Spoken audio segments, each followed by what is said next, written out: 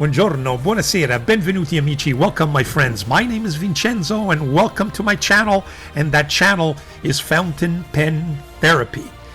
Well, another recap. I apologize to those viewers who were looking forward to the recap last week, but as I mentioned in one of my community posts, I'm taking a couple of weeks off, by the time I publish this video, I have taken a couple of weeks off. I played some golf. We stayed locally. I didn't go anywhere because I'm planning a very nice trip during the winter in Europe, go see my son in Portugal. So we stuck around, as they say in our country, but we played lots of golf, got some rest, and so I replaced that last week's recap with another video. I hope you appreciated that one as well.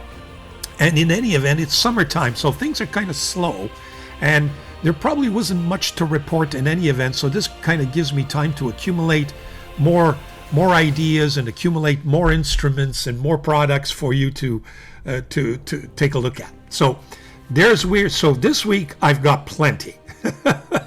2 weeks, trust me, a lot has come in. Got lots of commentary, lots of questions and answers, some beautiful writing instruments to report to you. So without any further ado, Fountain Pen Therapy presents the weekly recap for August the 24th, 2025.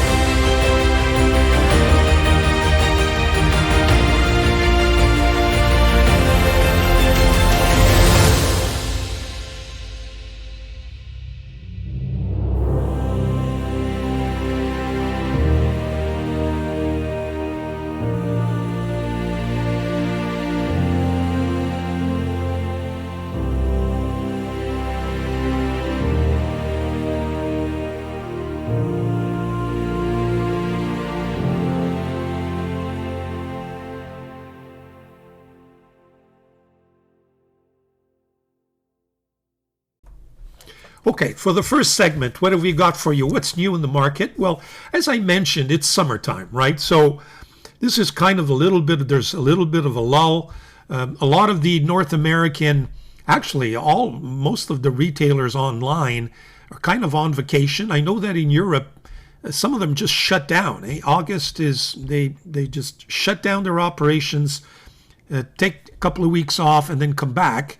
That's not the North American way of doing things. Everybody takes vacations, but there's always somebody there. But there's a lot of summer sales going on as well. So in terms of novelties, there's not that much. But you know me, I always try to look for something on AliExpress, and I think I found some stuff that I think is worthy of mention. So without any further ado, let me cut to my computer, and we shall begin our search for what's new in the market. Here we are. First thing I notice is that there's this ADMOC 28. Now, I had purchased an ADMOC 28 before, but what I noticed is that this one is very different from the one I have. This one has this kind of a vacuum fill or negative pressure ink filling system. I got a feeling that's a vacuum, and there's some very nice offerings. I think I might just jump for that so that I put that into my collection. So that's the first thing. I don't know if you've noticed, there's a lot of interesting colors. There's even one that's completely transparent. I may go for that demonstrator because you get to see exactly the entire mechanism. Where is it? Is it this one? This one is with the swirl. Yeah, there it is. As you can see, you get to see the whole mechanism. So I think this may be worthwhile. And it comes with those beautiful Schmidt nibs. So that's one of them that I recommend. Secondly, what have I got? What I noticed is that Hongdian M2, you might say, well, we've seen that, but they're offering it now with a ballpoint, or, you can easily replace either ballpoint refills or rollerball.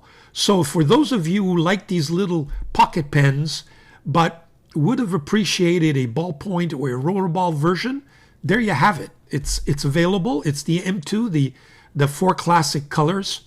I have not seen it in the brass, but maybe that's available as well. What else have I got for you? Oh yes, Booker.cr. It's a number 6. What I find intriguing about this pen, first of all, I like its shape. Here's the design. I would take it in either, it comes in blue, silver, or green. I think I'm going to go for the green one. I'm really tempted. And take a look at that nib. I think that nib is very interesting. Elaborate design. It is a fine. So I made, it's a little steep at 56.68, but that's Canadian, right? So American, we're talking about roughly $40. It looks like a solid metal pen. And I do have another Booker pen in my collection, so I may be tempted to pull the trigger on that one. Next, last week, or the last recap, I mentioned to you the Montefiore. This is the big metal pen, but it's the 845 version, okay? In other words, let me just show you what I mean.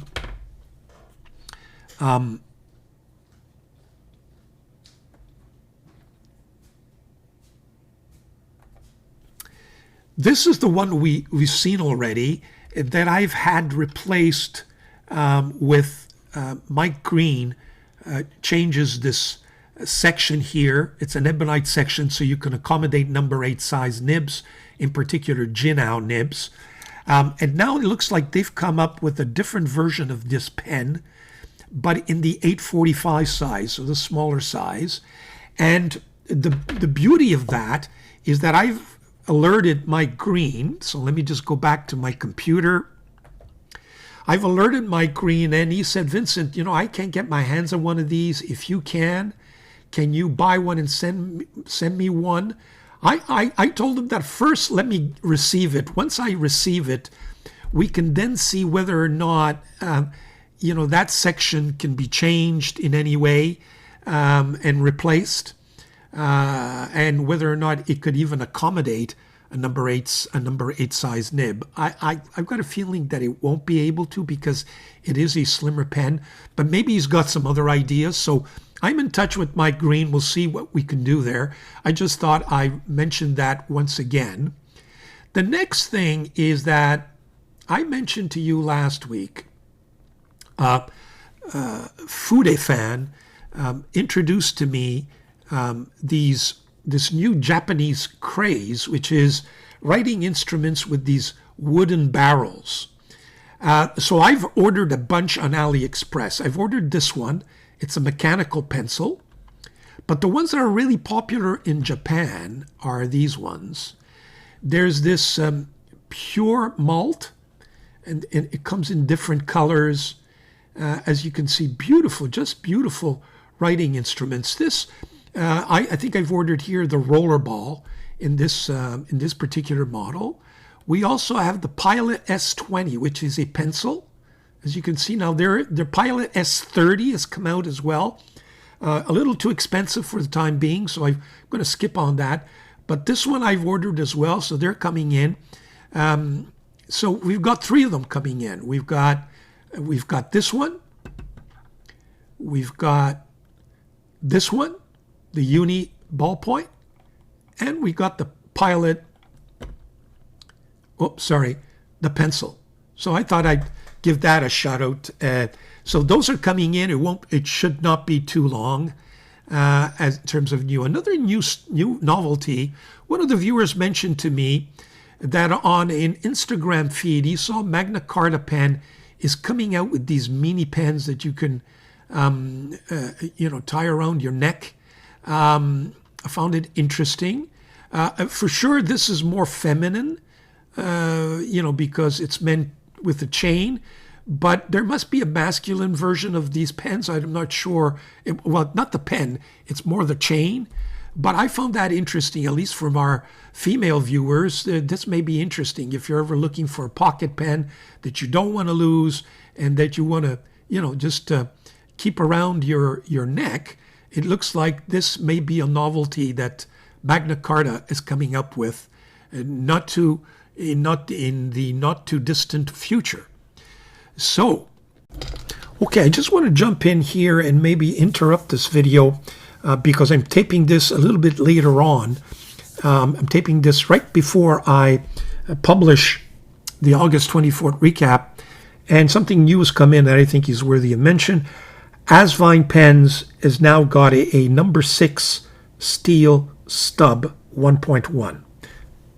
Go to my computer, show you what I've ordered. Here it is. It's on the P20, at least in Canada.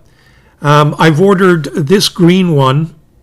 I don't have this green one, so that's going to come in at $42.84, so $43 Canadian, roughly $30 American, and it's got that 1.1 gold stub, number 6, which is new.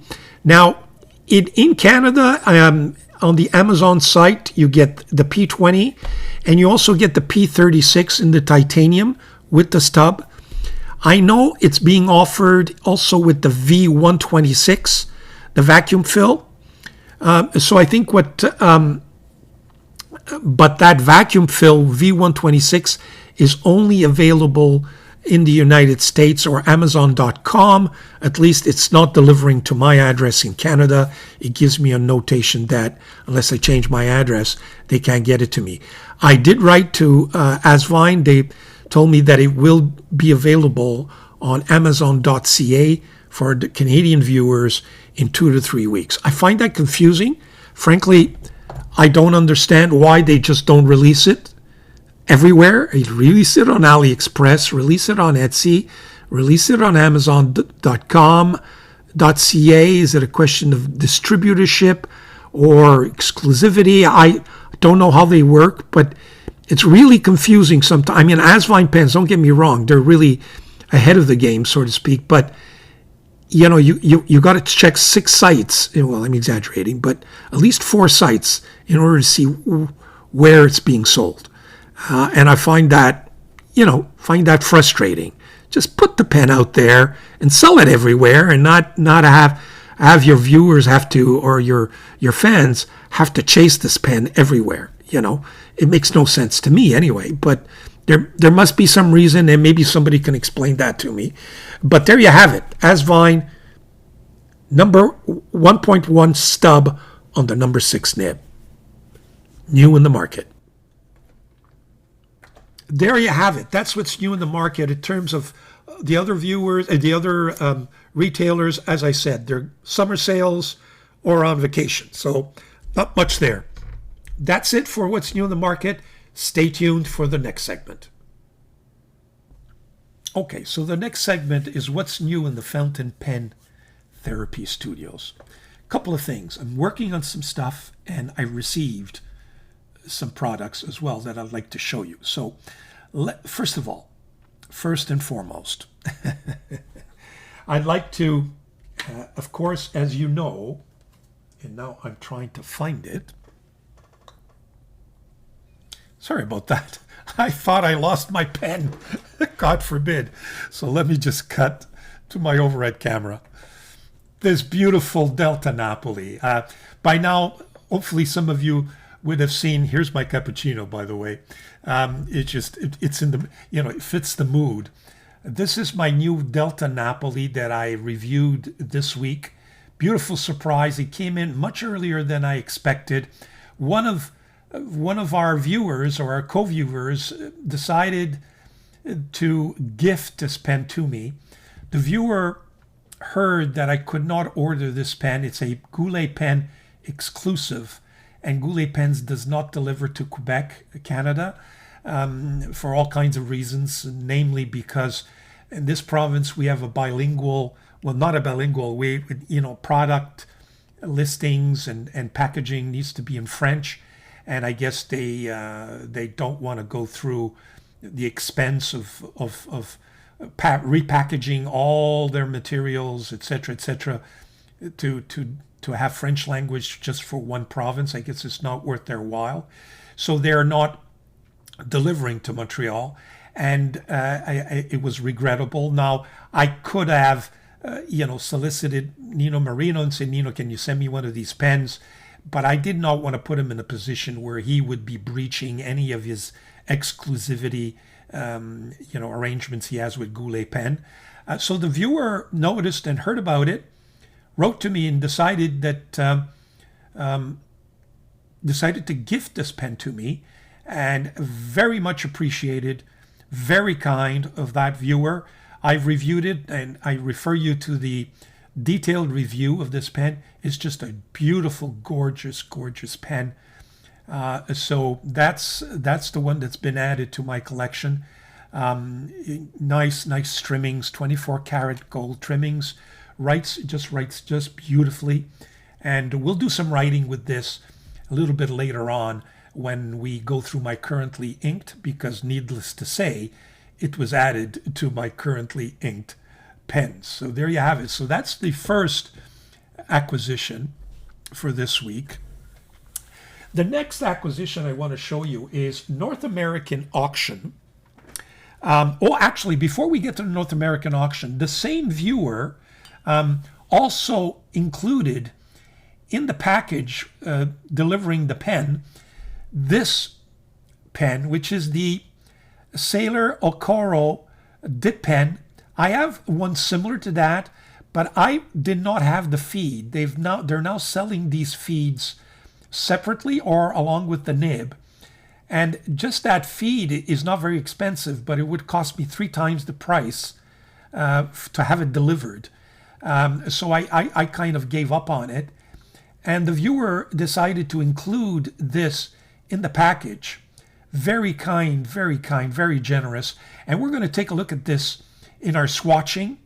It's certainly a very acceptable solution that we're going to take a look at in just a few minutes when I do my swatching, and we'll use this pen to write in the names of the inks, etc., as I normally do. So again, thank you very much to that viewer. Extremely generous, and those are the first 2 editions. What else have I got for you? Oh, speaking of the Okoro pen, what I wanted to mention is that I'm presently working. I'm either going to do it in the middle as part of a recap, or perhaps a standalone video. What I'd like to compare, given all the trials that I've done with these dip pens, I decided to give the benefit of the thought of all my thoughts and my experiences to my viewers. So we're going to probably do a standalone video comparing this one to the Pilot Iro Itsushi, which is, do I have it here? I believe so.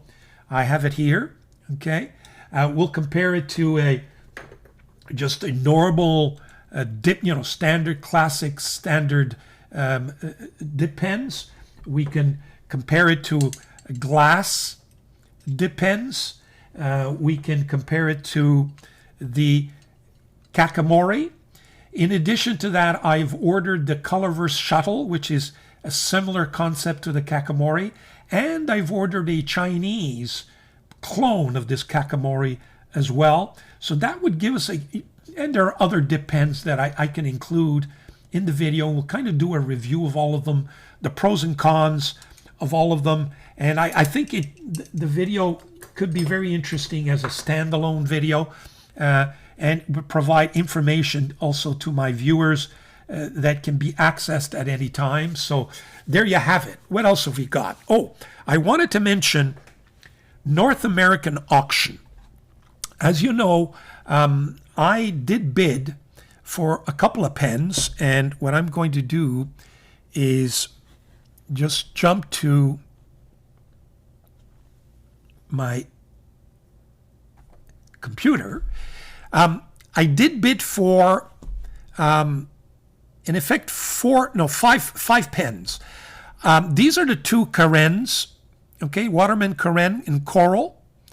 And this was the Waterman Karen in platinum. I lost both bids, and I'm starting to regret it. I just thought that I was overbidding. This Waterman Karen sold for $375. I think I stopped at $270 or $275. This Karen sold for $275, and I had stopped at $250. And I think I regret it because at $275 Canadian, plus the problem is it's plus 10%, then there's packaging and delivery costs, and the pen ends up costing you significantly more. And I said to myself, I can probably get a brand new one on Amazon for $370, $340, $380, something like that. Maybe not as pretty as these. So I did not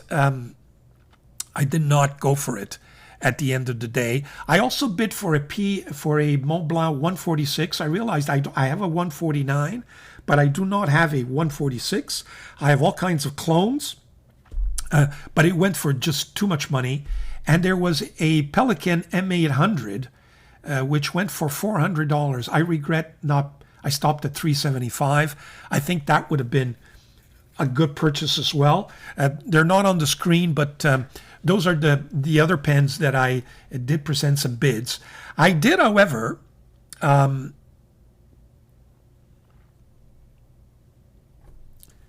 win 2 auctions. And these are the 2 I want to show you right now. So what we'll do is, I've got 2 short unboxings to show you. We will go to my overhead camera and we'll show you what I got.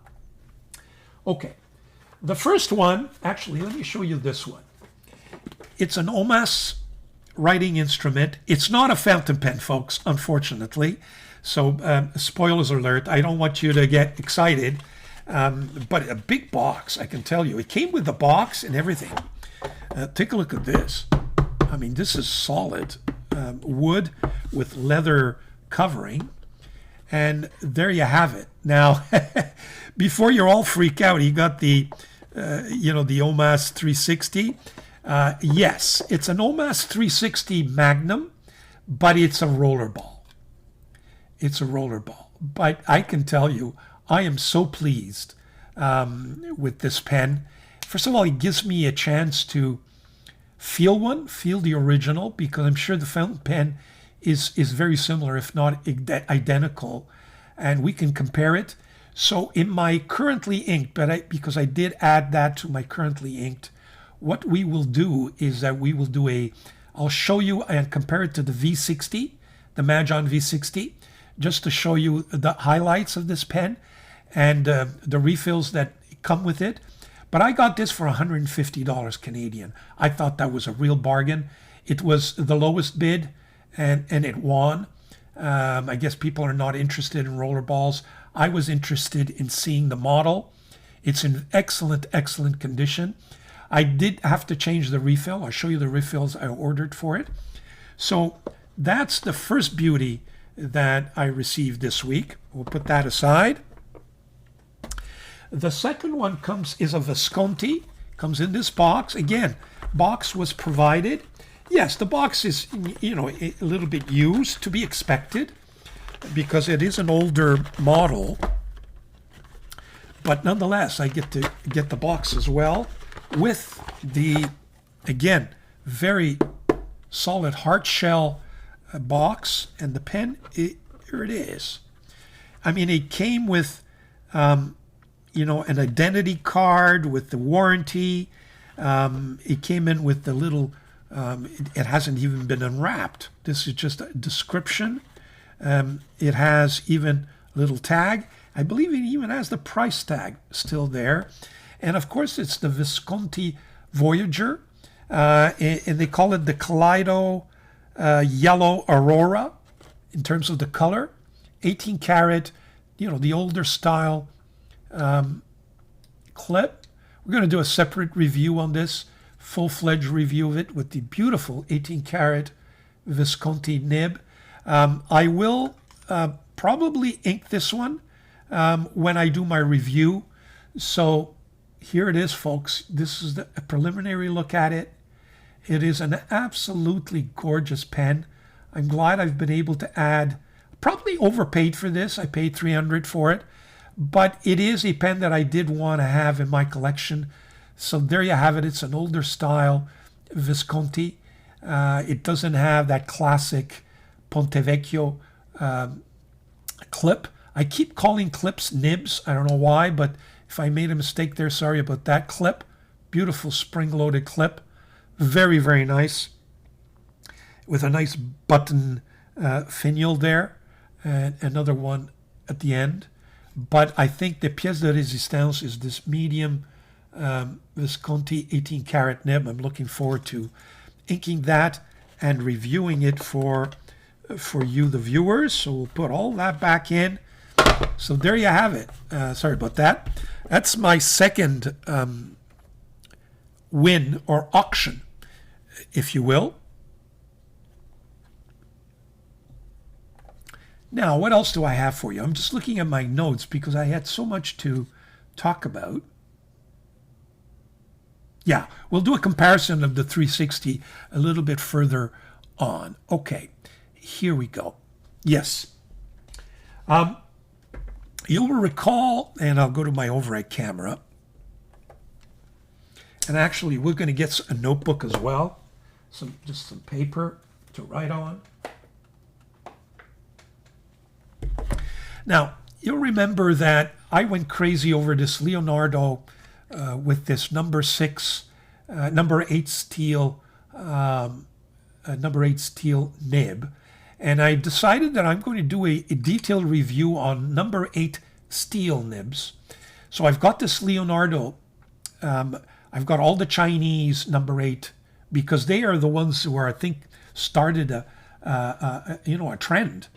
Because before that there weren't too many that I know of pen makers that used the number 8 steel nib. You had the gold, you had even titanium, but not steel. I think it's a great alternative. So I'm going to do a video comparing all of the number 8 steel nib I have in my collection. This Leonardo will form part of it. You've of course got all the Chinese, the Mahjong, the Jinao, the Wing Sung, the Asvine. So we've got plenty there. We've got some of the 930 you can include in there, but that's a bigger nib. I've ordered, and I'll put up on the screen in a second, a nib for this pen. This is an ACR Indian ebonite pen. This had, I believe, a number 8 sized, probably a I can't remember what the nib was. I've since replaced it, and I can't find the original nib that went with this ACR pen. I tried my best to look for it. I don't know what I did with it. So I went on the site, and here's the site, and ordered from Kiwi Pens a number 8 size nib. Here's the nib that I've ordered, so I'm looking forward to receiving that. So that will be added to the comparison. I've also, when we talk about number 8 steel nibs, we also have Gravitas with that Monster. I'm putting it up on the screen. The Monster, the new Monster pen has a number 8 steel nib, but that pen goes for in my notes, I have it written down, I believe, 285 euros, I believe. Yeah, so that's almost like $400 Canadian. I'm not sure I want to spend $400 Canadian on that pen. And I've heard some negative feedback. I'm waiting for some reviews. There are not that many other than Pen Venture, who of course is selling the pen. So I'm hesitating a little bit. Doodlebud did one as well on a prototype, but I'd like to see one on the final version that's being offered for sale. I noticed that on Gravitas, again on the screen, you'll see the nib is being offered for sale for 55 euros. But I'm not sure that where I can fit that nib, if it can fit anywhere else. I don't know what that nib section is. Is it a box section? I'm not sure. So I hesitate to spend €55, which is almost $75 Canadian, on a nib that I may not be able to use. I may just do it anyway, but that's the other alternative. I could add this 54T to the list as well. Here it is on the screen. But this pen is going for 595 euros.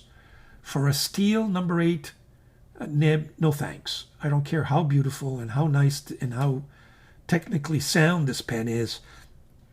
I'm not in the mood of spending 600 euros, which is $900 Canadian, or almost $1,000 Canadian on this pen. So those are the lists that I have in terms of to complete my video. If you guys have any other number 8 steel nibs to suggest, can you please send that to me so I can add it to the list and do a comprehensive review? How's that? Okay, good. Now, what else have I got for you? No, I think that's it in terms of pens. So give me a second. We're going to set up. I'm going to show you what I have to offer in terms of inks this week. And we'll do some swatching. I'll show you the paper that I propose. And we'll do some writing. And keep going. We'll keep going. Stay tuned. Okay, here are the 3 inks that I propose for you this week. I think I mentioned in my last recap that I had ordered these 3 inks. They're referred to as OSTRICH. They're Chinese brand. I can't read Chinese, so I don't know what this says. It's got a number. This is 223. From what I've been able to surmise, this is kind of a blue-black ink. The second one here, I thought it would be much lighter than this. This is the 222. This, it turns out to be a royal blue, I believe. Well, we'll see that in a second. Then I've got this red one. I hesitate to, hopefully it won't leak, because as you can see, it came in damaged, which is unfortunate. But it's red, and the number is 224. So 222, 223, 224. Those are the 3 inks we have for you this week. I'm going to set up, we'll do some swatching. Now, the papers that I propose are the following. Okay, let me just move away my coffee and the inks. I've got my standard Tomo River. This is Tomo River on Galen leather notepad. This paper is this thing. I've already mentioned it in previous recaps. It's the KOKOYU business paper, and look how much I got. Okay, they're loose sheets, but I thought I'd reintroduce it. So this is the KOKOYU paper there, and we'll do some ink swatching on both and compare and see what results we get. We'll be using this Pilot Okoro nib with the feed and my folded pen to do the swatching. Now, let me just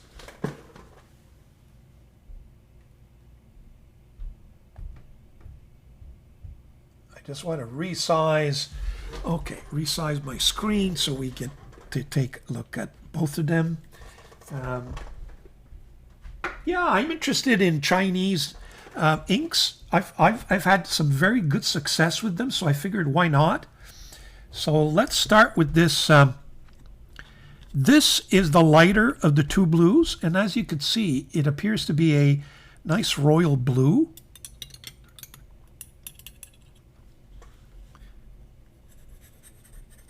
Wow, comes down really nice so far anyway.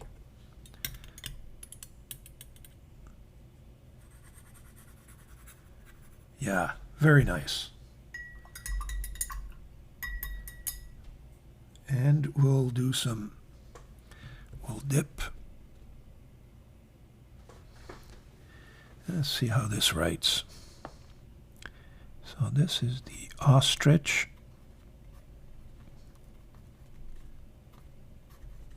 Inks.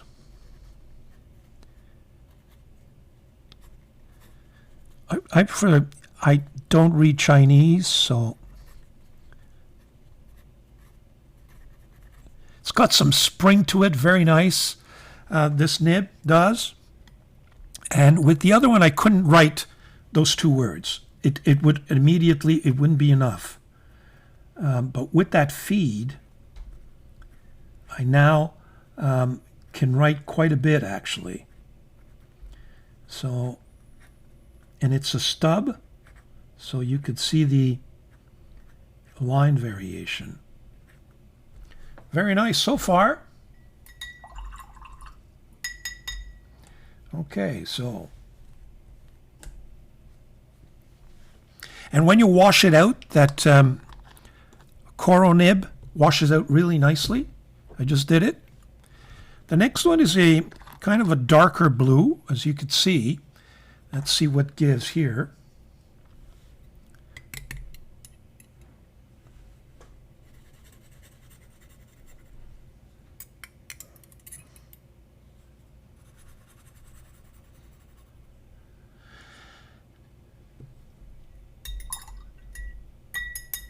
Okay, let's get the nib going. So again,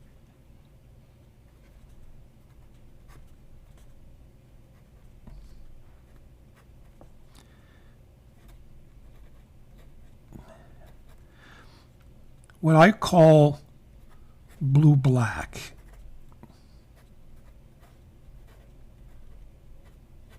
Or a dark blue.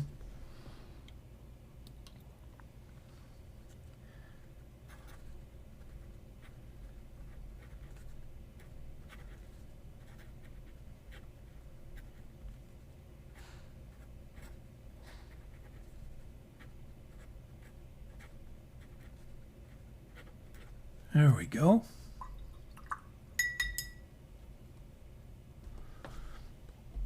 Let's put them side by side. And we got the red. I got to tell you, nothing like swatching inks. It just relaxes me, and you see some of the properties go onto paper. This is what it's all about, folks.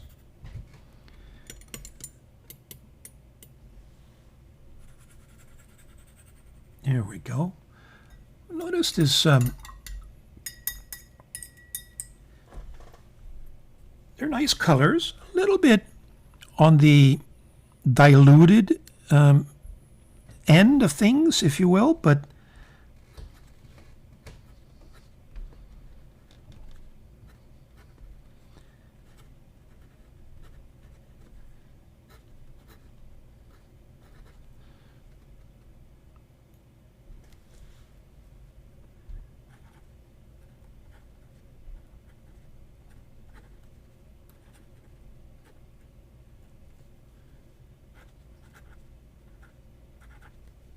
here we go.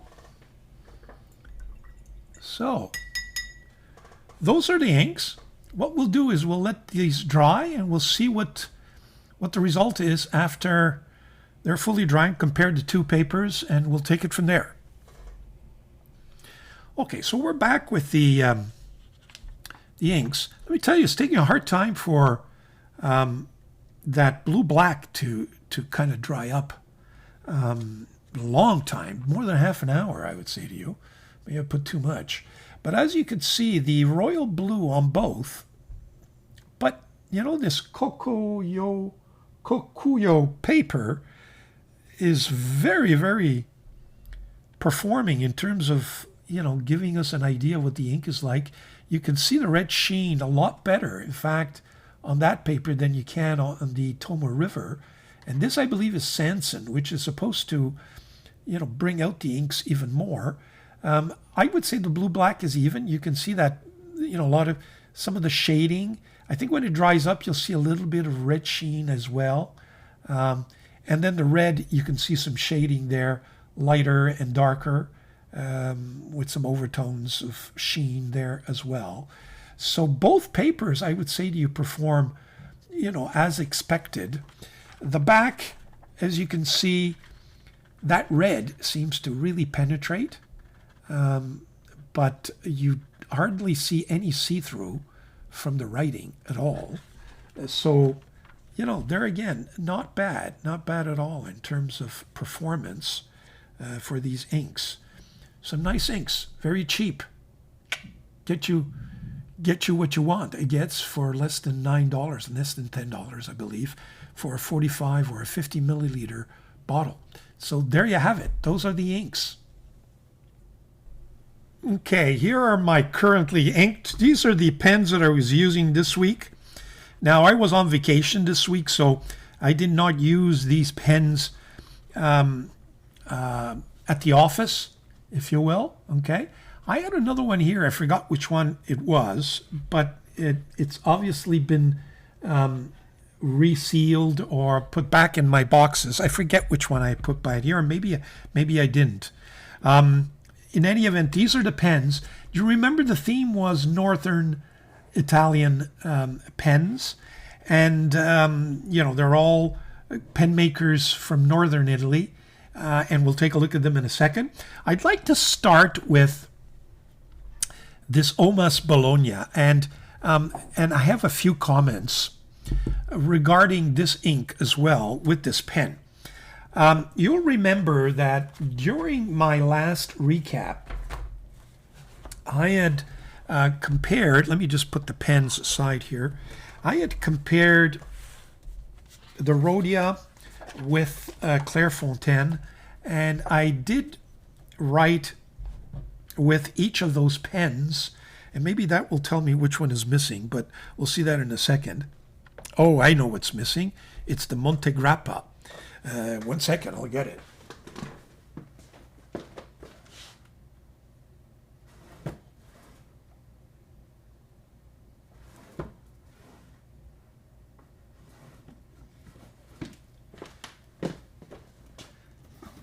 Be right there. This is the beauty of live. Would have been that, and I want to make it like live. Here we go. Here's the Montegrappa. Sorry about that. Yeah, the Montegrappa was missing from the set there. Okay, so let's get back. So I written with this Bologna, and I mentioned that on both paper, both the Clairefontaine and the Scribble.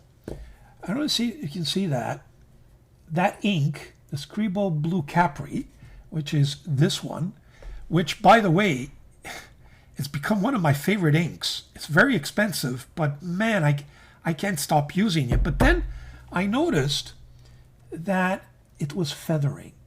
It feathered on this Clairefontaine. It then feathered on, it's a little bit less obvious, but you can see it. It feathered on this Rhodia. I then tested it with other paper as well. Where is it? Did I keep it? Perhaps I didn't.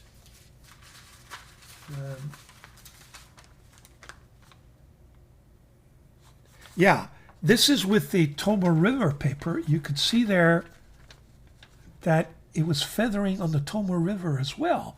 So I have made the comment, and one of the viewers picked up on it and said, "Thank you for being honest about the inks." That maybe this ink is not performing as well as I would have thought. And I was frankly very disappointed. And when the viewer mentioned, "Thank you for coming clean on that," I said, wow, I can't believe that this beautiful ink is going to be feathering. And these are excellent paper, and so is Tomoe River. So I went back to the source, and sorry about that. I have to step away. Believe it or not, let me just, well, why not? It's nice. It's nice, Vincent. Why not? My wife is doing the tomato sauce for this week. We Italians, well, my wife, what she does is maybe every 3 weeks, we have, we buy tomatoes once a year. We bottle. We do it, my mother's recipe. Make a long story short, we bottle our tomato sauce. And then during the year, every 3 weeks, we actually make the bolognese sauce, right? So that's what she's doing upstairs.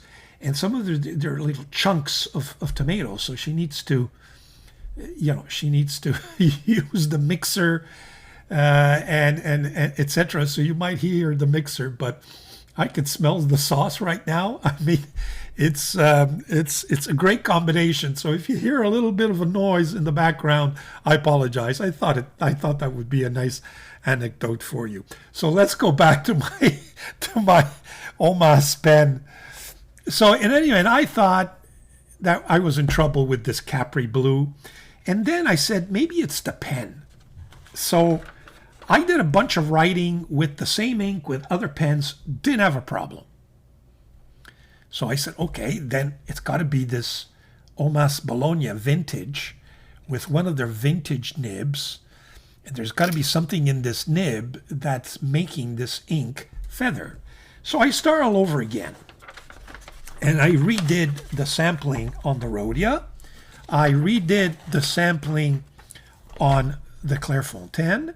And I redid the sampling on the original Tomo River. And none of these are feathering. So my conclusion is that the reason why this pen or the ink feathered was that I had just inked that pen for the currently inked section of the last recap, and perhaps there was just a little too much ink on the nib. I'm not sure, but whatever it is, it's this nib that did the feathering, because I did not have it in any other pen, because I inked a bunch of pens just to test them. So they were all recently inked, and the ink performed beautifully. So I take it back. I'm glad I did this test, simply because it would have been a pity if I was not going to be able to use this blue Capri in my pens. If I do come across feathering again with that ink, you'll be sure, I'll be sure to mention it to you folks, because I don't want to mislead you. But I did not want to mislead you into thinking that that ink was not performing. So there you have that. So back to let's go back to some writing here, if you will. Yeah, and let's test it again. Won't we? Let's test it again. Let's see if this Omas, a couple of days later, actually is going to feather on me again. So this is the Omas Bologna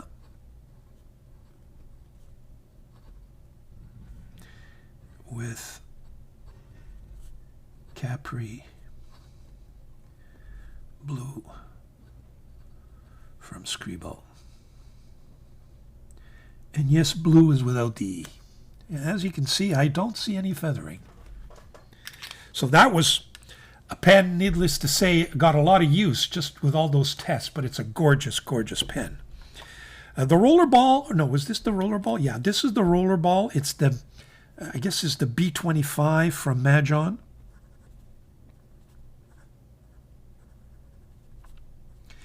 By the way, I'm still looking for purchasing the original of this pen, or the Parker version of it, if you will.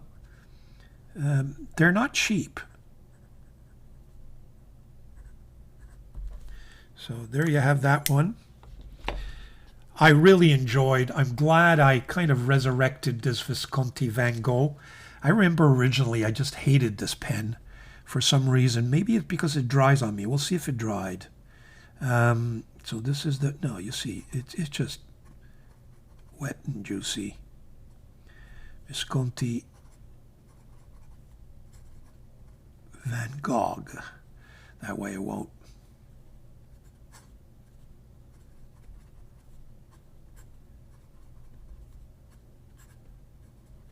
Just beautiful, beautiful. Glad it writes really nicely. Did write a lot with this. I'm not sure there's any ink left in here. Yeah, well, there's a little bit anyway.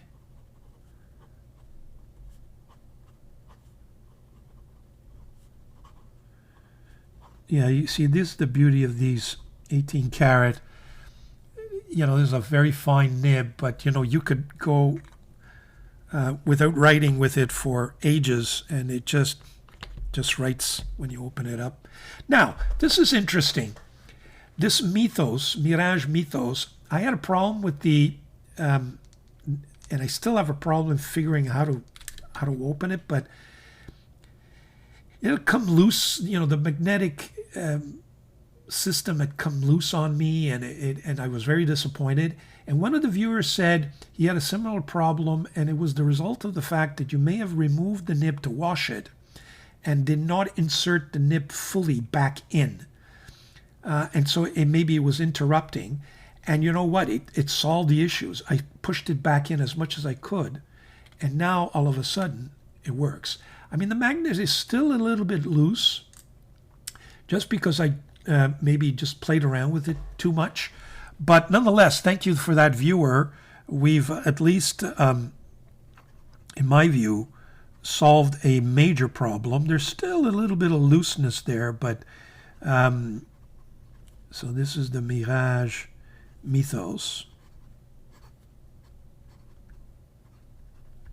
which, by the way, from what I understand, this is kind of a Schmidt nib. So those Schmidt nibs are just wonderful. There you have that. The next is this Montegrappa.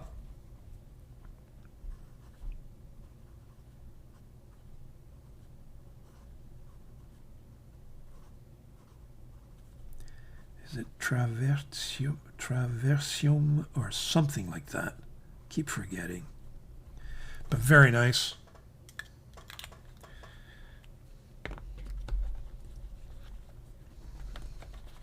Just, here we go. My Scribo.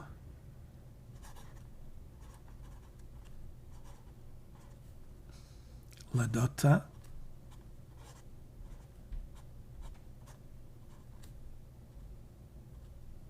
Now, Blake's Broadcast made a comment. I was watching one of his videos.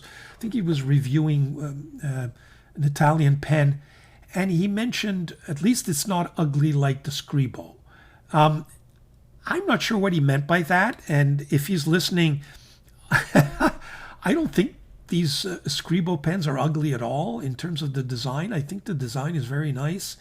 It makes for a very comfortable pen, but maybe he was referring to another one. I know that I don't like the Puma version or Puma model. Maybe he was referring to that one, but if he's referring to this La Dotta version or these, classic Scribo pens, I beg to differ. I think their design is very, very nice, but that's just, personal taste, as they say. Then, of course, we've got this Peniter.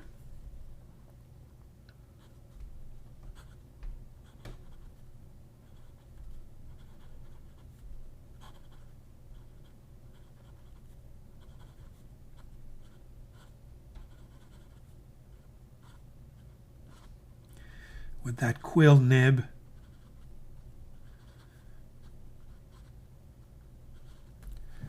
Very interesting to write with.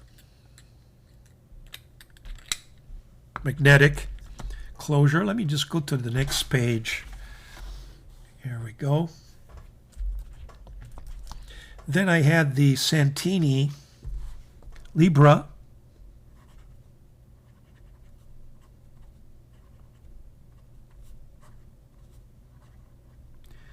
With the Flexi Stub 18 karat nib. Lots of fun. Lots and lots and lots of fun. Got my Stipula Etruria Lucens. Now this pen, most of my Stipula pen have a tendency to dry. Let's see. Well, I'm glad this one didn't.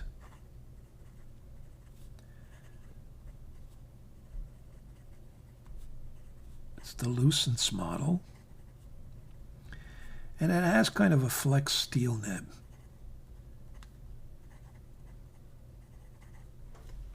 Very nice. And of course, all these pen makers are from northern Italy, either Bologna or Florence. Here is my what I called on a couple of occasions last recap my OMAS 88, but of course it's not my OMAS 88. I was corrected, and justifiably so. This is my Aurora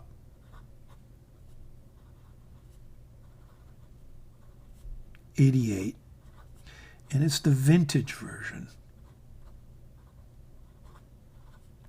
It has kind of a pointy nib. Do you see it? You see how pointy that is? To the extent that I thought I had the flex nib, because it's very, very bouncy. But my understanding is that they stopped making this nib that pointy because it was people are having problems with it. So they changed the design of their nibs, standard nibs. There is, of course, a flex nib version now available, which is very similar but not quite. So I love this very, very bouncy 14 karat nib on my Aurora 88. And of course, I added to the list this week my Delta Napoli. It's got a Yowo number 6 steel, but it's a fine flex nib. Beauty of that fine flex is that it writes a much thicker line with a little bounce. So from now on, I think those are the Yowo nibs I'm going to order. If I have no choice but to order Yowo, I'm going to order those flex nibs. I really like them. It gives me just the softness of a gold nib without the cost. So there you have my currently inked. What's next? Well, I've got a surprise for you guys again. What are my pens for next week? Stay tuned. We're back with my weapons for next week. It just goes to show you, folks. Last week, we had this beautiful, let me just bring it up again, array of pens here that in essence cost thousands of dollars. Okay, these are all Northern Italian, a lot of them 18 karat or 14 karat nibs. Some of them, or at least one of them, a Grail pen, thousands of dollars. Okay, and don't get me wrong, I enjoyed my week.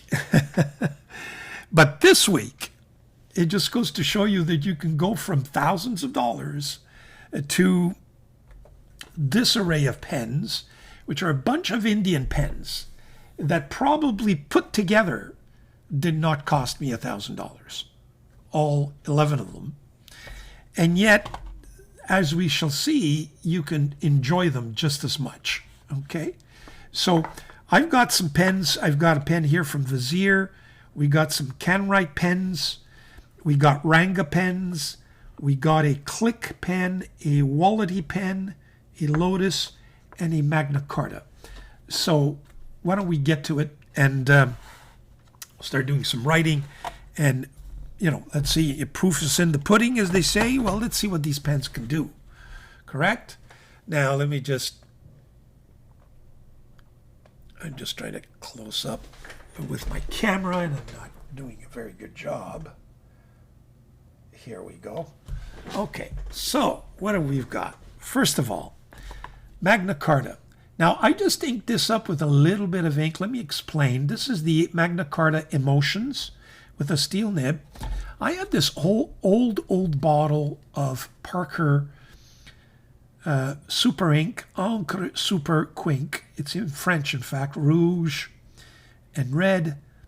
It comes from a stationery store by the name of Pilon. It cost me $1.50 at the time. And this bottle, I had hidden away in a box, and it was just completely dried up. And I mentioned it in one of my recaps that I had found this, And one of the viewers said, I bet you if you put some distilled water in there and just let it mix a little bit, you'll kind of revive the ink.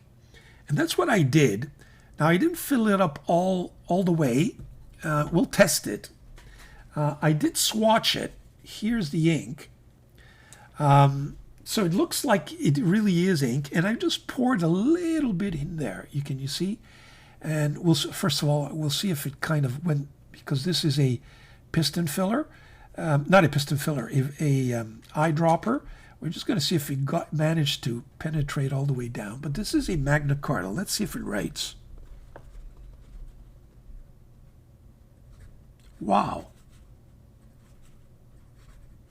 Oh, it's Magna Carta. It's just burping on me here.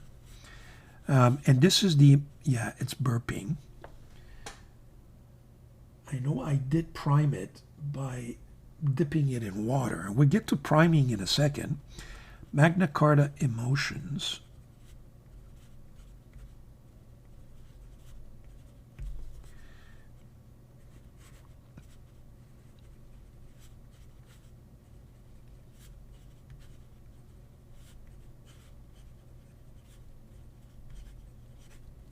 That burping aside, which I think is more a function of the fact that in order to make sure that the ink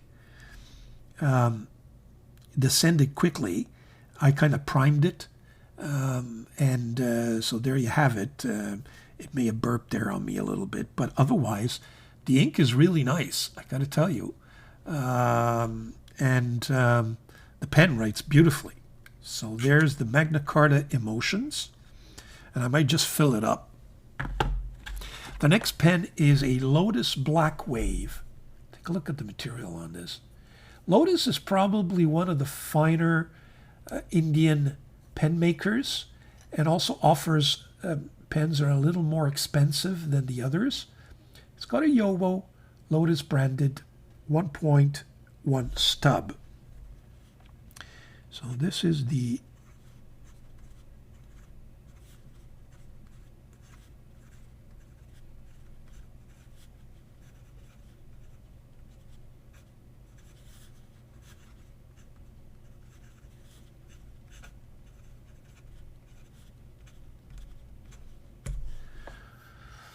there you go.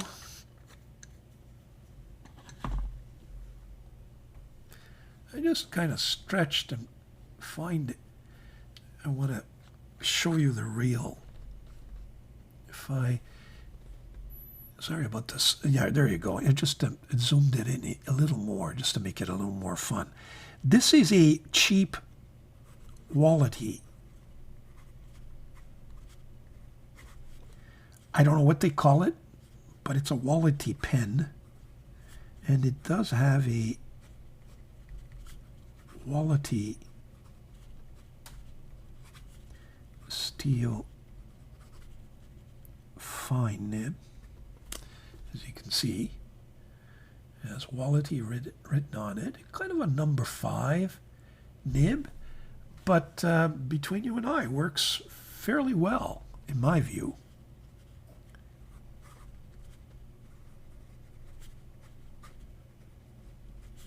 Very smooth and wet.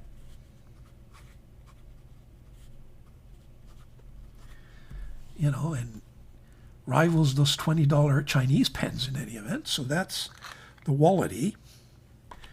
Then I have this is what I think is a Click pen. C-L-I-C, I believe it is. But it's got a Fountain Pen Revolution 1.1 stub, FPR. You can see I kind of put it in there. The feed is not ideal for the pen, but let's see if it writes. That's what's important, I guess, right?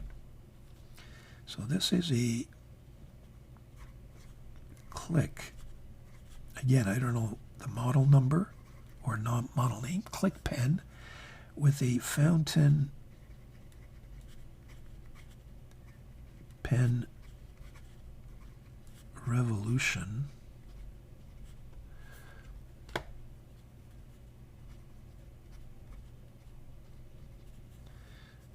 1.1 stub. It's a gusher, folks. FPR. There we go.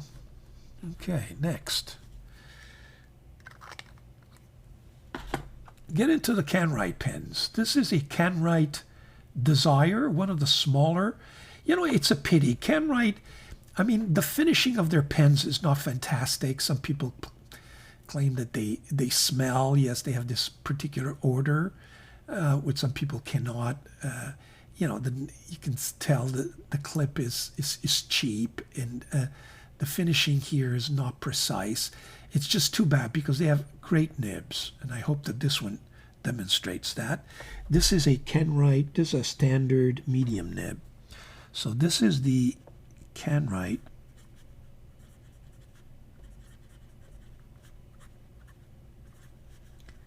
Desire with a standard medium nib. By the way, the ink in there is that ostrich red.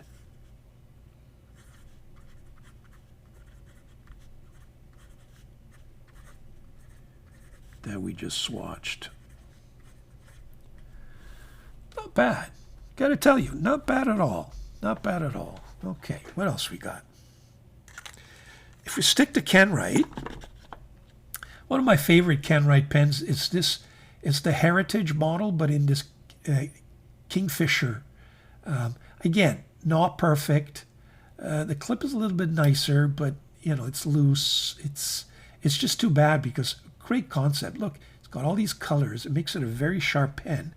And my last recollection is that the nib on this thing was just fabulous. Let's see if it proves me wrong. I'm running out of space here. Let me just move things around because I do want to make it really close up. So this is Canwrite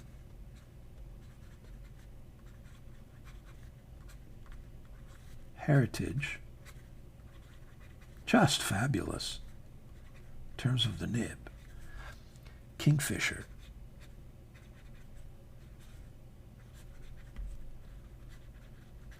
And it has what it claims to be kind of a semi-flex.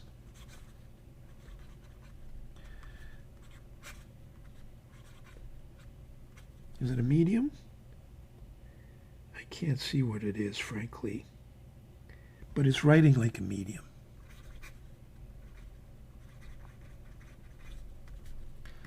Very nice. Oh, the paper. I forgot to mention the paper is that KOKOYU paper that we just swatched. Okay. A little bit of feathering here, but I've got a feeling it's the ink. It's this black ink that I put in there, and I just primed this feed, so it may be a little more wet because I notice here it's just not performing properly there. In fact, let's just see what happens if I use my Tomo River paper just to see if it's just as bad. So this is the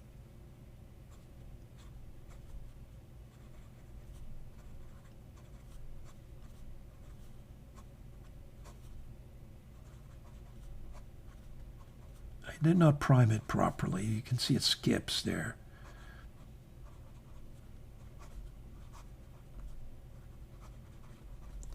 Yeah, it's not writing properly. You can see also some residue on that nib.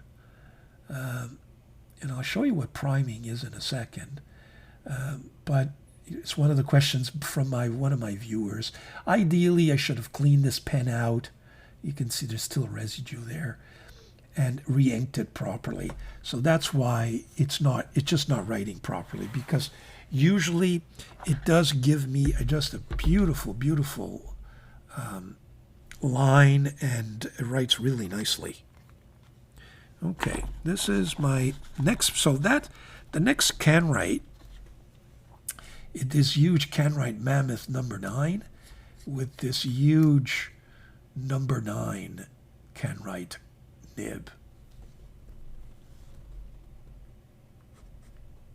That's me.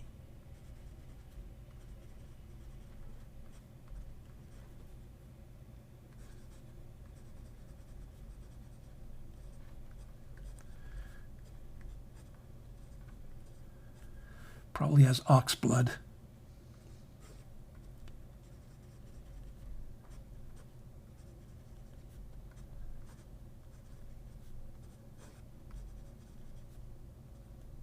This is a fun pen to write with. Not a very comfortable pen just because it's so big, but a fun pen to write with. Okay, let's go to switch page here. Again, we'll stick to the same paper, the KOKOYU Japanese business paper, as they call it. So far, so good. Okay, I'll show that later to you in terms of what it looks like on the other side. What else? We're going to Ranga now.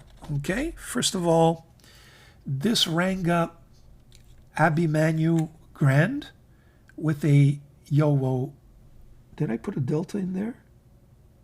Yeah, it is a delta nib actually, but it came with a Yowo nib.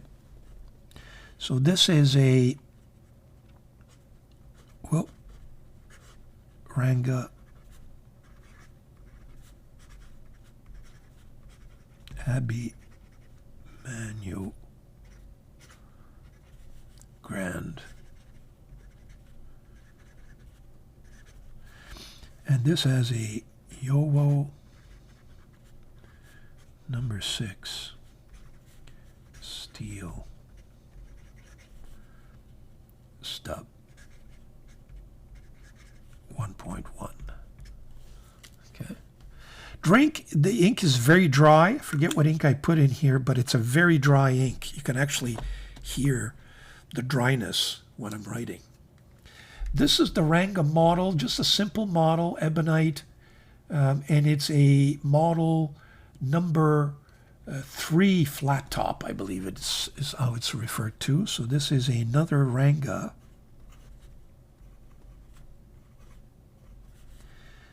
model number 3 flat top. Because I believe they have it in cigar shape as well. And it's got a Yowo number 6 steel stub, but this is a 1.5. You can see the line variation in that nib. It's spectacular. Then I have this huge pen, which is a Splendor. Okay, it's got a number 8 size nib, and it's got a Bach titanium number 8 nib, and it's the Splendor. The not ebonite, but in acrylic. So this is the Ranga. Oh, will it write? Yes, it will. I just inked it. Ranga Splendor with a Bach number 8 titanium. Does it have the, I believe, I don't remember, but I believe it's a medium. Nice and springy.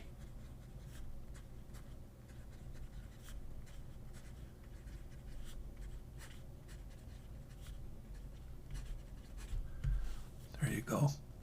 Last but not least, Vizier, one of my favorite Indian pen companies. They send me pens regularly for review purposes. I appreciate their generosity. This is the last pen I reviewed. This is the with cellulose acetate, and it's the Twilight. So this is the Vizier.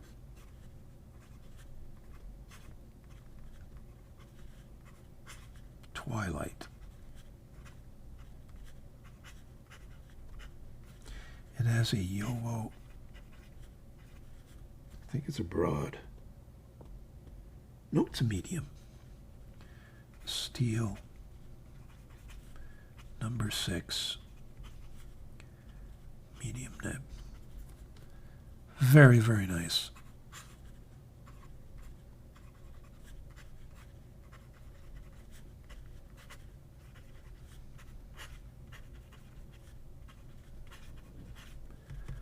There you go.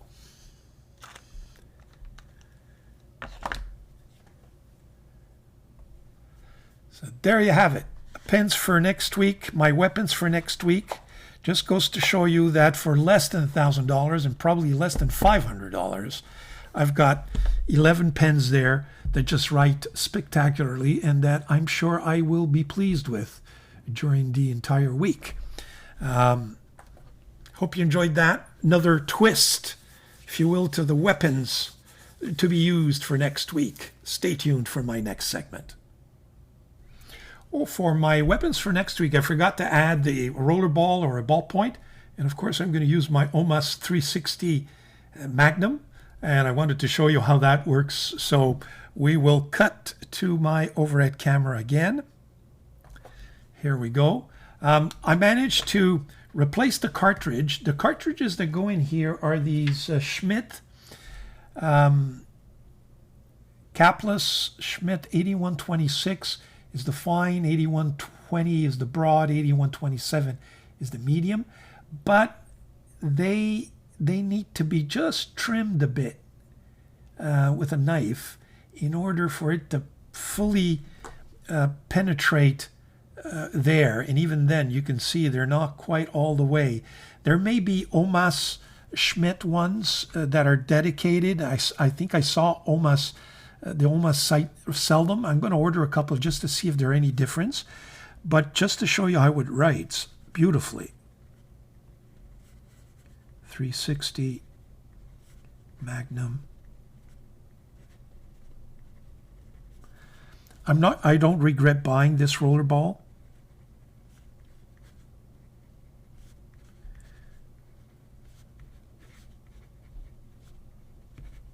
There you go. Now, I did also want to compare it to the Majon V60. Here you have it. Now, of course, there's a difference in size, okay? But the feel is very similar. This one is a little bit smoother, okay? This one's like kind of, you can feel it a little more. They've got an extra band. The real one does. But I got to tell you, given, apart from the size difference, it's a pretty good imitation. In terms of feel, let's just open them up. Now, one is bigger than the other, of course, but you see it's got an extra band. The real one's got an extra band. So this one's a little bit smaller. Let me just see if this thing writes. Okay, it doesn't. There you go. Talk about priming, which I'll show you in a minute. But yeah, this is still a very nice pen. And this 360 Magnum is just fabulous. So now I'm on the hunt for the fountain pen. Now I know that I've got a pretty good idea of what the regular size looks like. I've got a feeling it's exactly like this Majon.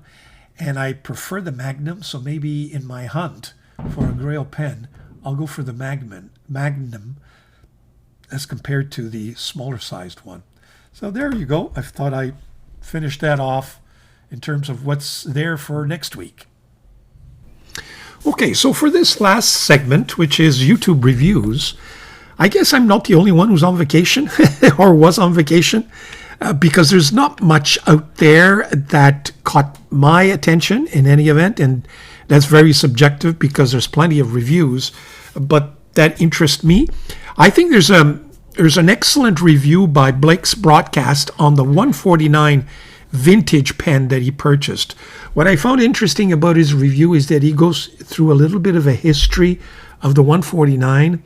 I've always wondered what the difference is between the modern version that I have, which was purchased in, mid 2000, maybe 5 years ago. Not mid 2000, but 2010, let's say, or maybe even later. I forget when my wife purchased that pen for me.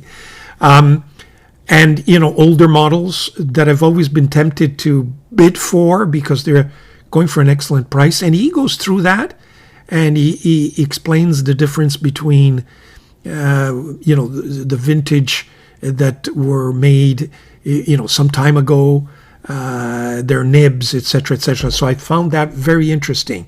So if you're thinking about purchasing a used 149, and I think Blake's broadcast can provide some insight as to what to expect depending on the timing of when that pen came out.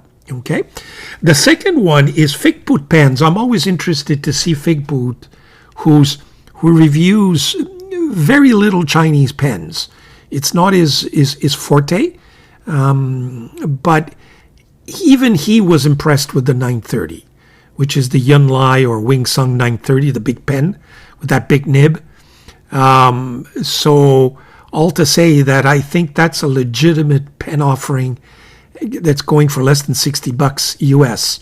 I think you can't beat it. There's nothing else on the market that has a number 9 sized nib that writes beautifully, with that kind of shape, that kind of quality. If you can find something for less than $60, let me know, folks. Anybody, I challenge anybody to find me. So even Figboot has managed to weigh in on the 930. Then there's Doodlebud, reviews the drill log. Now this drill, you remember I mentioned that I want to do a review, and maybe a standalone review about all kinds of dip pens, given that I'm going through them all now. And he reviews the drill log. Now, the drill log has always been in my sights, but I just find the price ridiculous. For that little nib, yes, I think it comes with the, actual barrel. It costs even more. But, it's going to cost me over $300 for a dip pen. I think I can find an alternative, and stay tuned for my video. We'll see if I succeed. But those of you who are interested in getting probably the best one out there, it could very well be this drill log, and can afford or can tolerate spending that kind of money on a dip pen. Some artists, for example, the artists that want to be able to go from one ink to another, and that are going to be using it on a daily basis over and over and over, and not just to write an ink name and brand on an ink swatch the way I do, may be worthwhile spending the $300. But to do what I want to do with the dip pen, given that I'm not an artist, I don't think it's going to be part of my future purchases, not for the time being, not unless that price goes extremely down, and I don't believe it will. So there you have the 3 videos that I would recommend. As far as my videos are concerned, well, you have my recap of last week, and you have that beautiful surprise that I received, the beautiful Delta Napoli from one of our viewers who was generous enough. You can take a look at that video. It really is a beautiful, beautiful pen. I also in that video go back and look at my my visit of Delta with Nino Marino in just a very short 1-minute collage of videos that could be of some interest as well. There you have it.